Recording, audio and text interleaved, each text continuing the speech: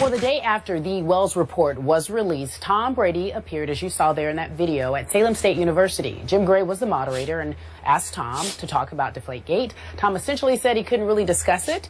It wasn't the issue then, but according to the Boston Globe, the Patriots quarterback was paid $170,000 for speaking at the university. The latest on that, Stephen A. Your reaction now that you know this news? Well, my reaction is, listen, before I say anything else, let's keep in mind that this paid appearance for this speaking engagement at Salem State University with Jim Gray, it was agreed upon long before the suspension was handed down by Roger Goodell and Troy Vincent. So we understand that in that regard, one has nothing to do with the other. It's not like it was afterwards and he agreed to show up at Salem State. It was beforehand that he agreed to do this. So we understand that.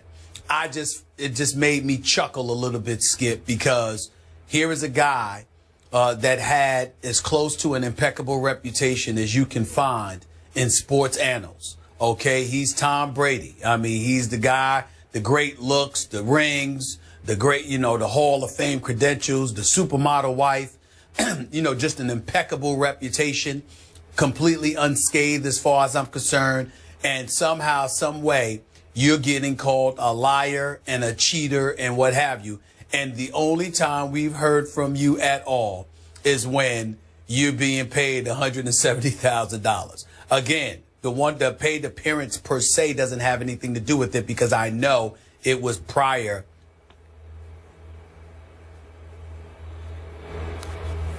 He chuckled that the only time you've been heard from is for a paid appearance. We've never heard from you at any other time throughout this whole ordeal. That's all I'm saying. So, do you have an issue that he was paid $170,000 to speak at Salem State University?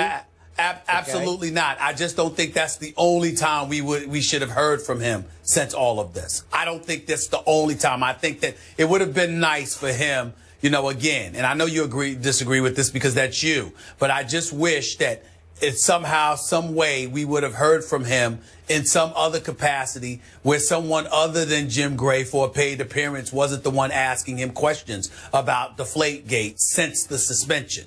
For that to be the only time we've heard from him, it just makes me chuckle. Okay. So now you're using this latest report that he did get paid $170,000 to make this appearance to take another shot, even a chuckling shot, at Tom Brady, and you're forcing me to reiterate to you, Stephen A. Smith, that Tom Brady is not Stephen A. Smith. He's not built the way you are. You would have immediately fired back at your critics. If they had called you a liar and a cheater, you'd say, hell no, I'm not a liar and a cheater. Tom Brady wants to let his actions speak louder than his words. But the mere fact that he has not spoken much, just a little bit there at Salem State University, that's no admission of guilt on his part. He's going to let his actions scream for him, and I think they already are screaming for him because clearly he is appealing, even though his owner sold him out and left him a little bit high and dry and said, I back off, I cease and desist, I wave the white flag here. Tom Brady's appeal will be heard in about 5 days from today. And if that fails, in Tom Brady's view, he has assembled a great legal team, and he's going to take this to court. So A and B, appeal and maybe some court action here, strongly suggests that Tom Brady is firing back at his critics. That's saying in and of itself, I am not a liar and a cheater. He has made it pretty clear to me he has done absolutely nothing wrong, and I think he will prove he has done nothing wrong, either via appeal to the commissioner's face or in a court of law. So to me, we're right back where we started, and it seems like a little bit of a low blow that you would take a shot at him just because it was reported he got $170,000. Well, first of all, Skip, first of all, I disagree with your assertion that I'm taking a shot at him. But let's say, for the sake of argument, if I have the ultimate reason for doing so. I've learned from the very best, because nobody takes shots at people the way that you do. So let's get that out the way, okay? Let's not act like innocent Job here, where you're so far beyond. You would never do such a thing. Let's stop that nonsense, all right? Let's get that out the way. But Skip, I have a question for you, and it's a question. Whatever. Okay, let me ask you this question, because I've never asked you this before. But Skip, as you were going through your little soliloquy right there, something popped into my head that hasn't before, and I must ask you this question. Skip Bayless, if Tom Brady had been called a liar and a cheater by the NFL, Troy Vincent, Roger Goodell, but there was no suspension for it. We believe you lied, but we're going to move beyond this. Let's just move on. Okay, the Patriots are going to get their fine. They're going to get their $1 million fine. They're going to get their 2015 and 2016 picks, first and fourth round respectively, confiscated. But you specifically, Tom Brady, we're not going to suspend you. But we think you're lying, and we think you're a cheater. But this penalty will suffice. Do you think Tom Brady would be suing? Do you think that he would be filing any charges against Roger Goodell and taking him to court because his reputation has been sullied then? Well, that's a bogus hypothetical, because clearly if they're accusing him of lying and cheating, they're going to have to suspend him. And I thought they came down hard on him. So how can I deal with the hypothetical? Well, I guess what I'm saying for 4 games. All right, I guess what I'm saying to you is the issue is that he's suspended and he doesn't feel that he should play, that he should miss games. The issue about his integrity, what I'm saying, when you say Stephen A. would have spoken up, I'm speaking up about the issue of my integrity. I'm speaking up about the issue of my character. The fact that you could call me a liar or you could call me a cheater is enough for me to raise holy hell. I'm saying to you, with Tom Brady, it seems to be all about the games. It seems to be all about the games. Because to me, I'm just looking at it from the perspective, the whole process should be appalling to him.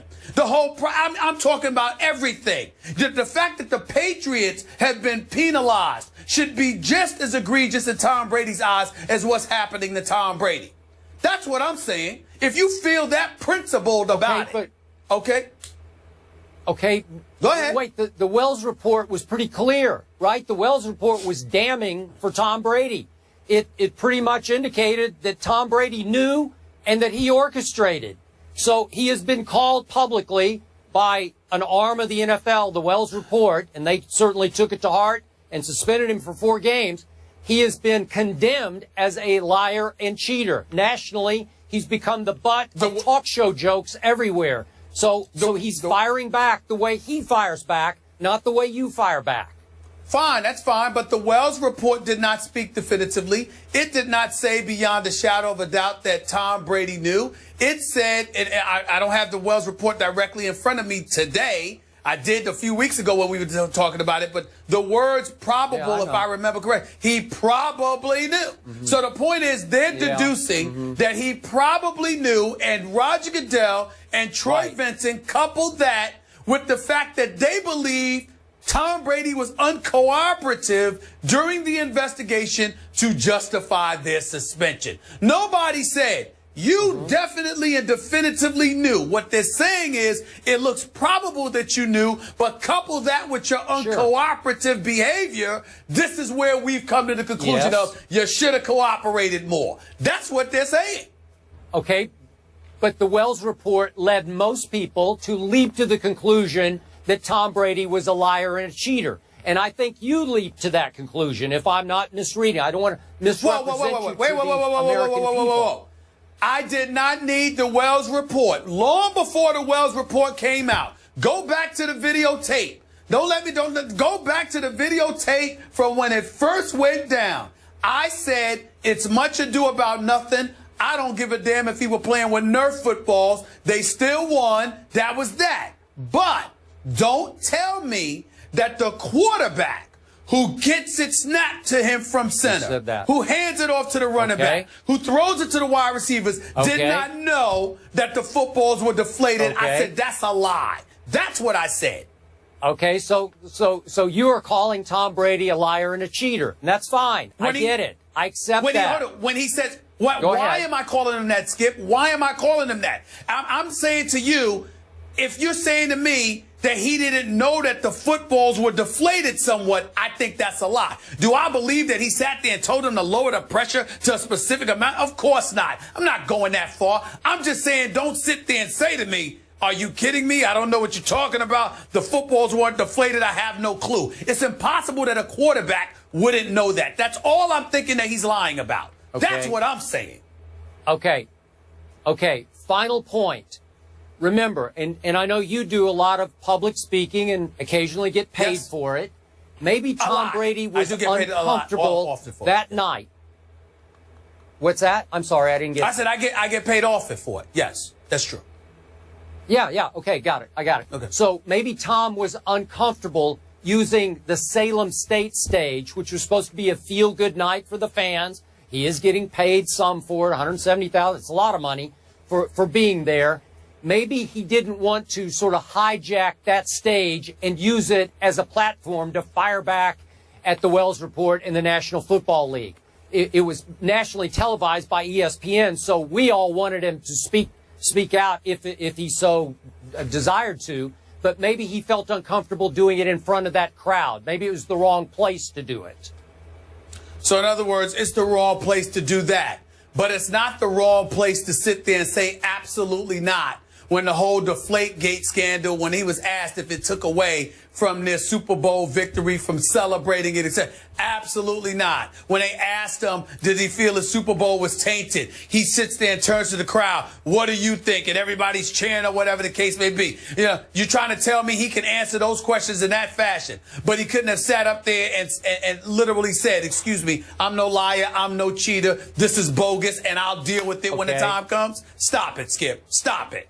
Okay, he did allow Jim Gray, who's a pretty tough interviewer, to grill him and grill him some more in front of those folks. And after a while, as tight-lipped as Tom Brady was, he did have that response to the fans at the end. So I don't have any problem with it, nor do I have a problem with Tom letting his actions now speak far more loudly than his words.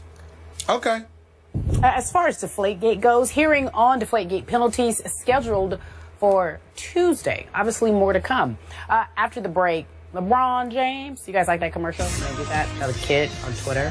Anyway, LeBron is the greatest player on the planet. How long can that last? That is the question we ask. We'll be right back in just a few moments.